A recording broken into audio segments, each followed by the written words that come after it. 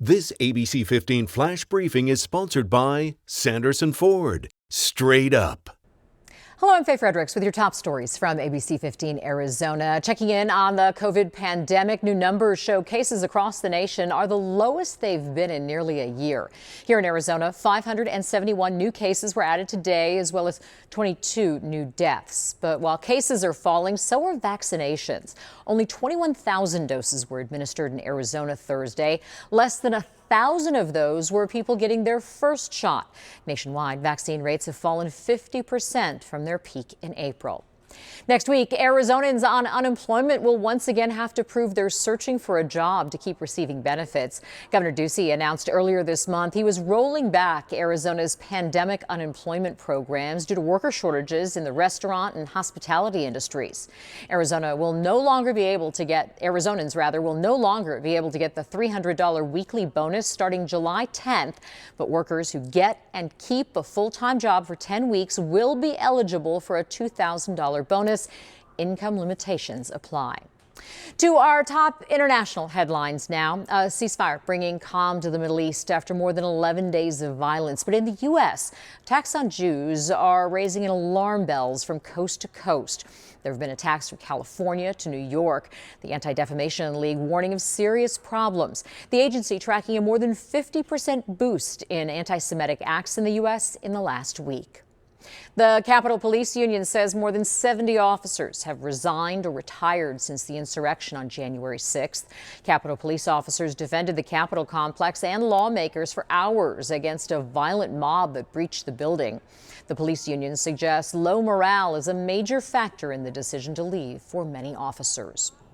Federal student loan payments are set to resume on October 1st. It follows an unprecedented 19-month suspension that was put in place to provide financial relief to borrowers during the pandemic. Balances have basically been frozen since March of last year. Interest stopped adding up during that time as well. To the latest audit of the 2020 election now, Maricopa County may be preparing to sue. They sent a letter to the Arizona Senate and the company hired to conduct the audit, demanding they hold all documents related to the recount. This coming one day after the Secretary of State's office said they will not allow any of the election machines handed over to the auditors to be used in future elections. That decision could cost taxpayers big time, $6 million to replace that equipment. For now, the audit is set to resume on Monday. Several children recovering right now after strong winds and a bounce house flying. This happened yesterday at an end of the school year party in Mesa. Firefighters tell us the bounce house launched several feet in the air, propelled by a strong gust of wind. 4 children, ages 5 to 11, were taken to the hospital. We're working to get an update on their condition.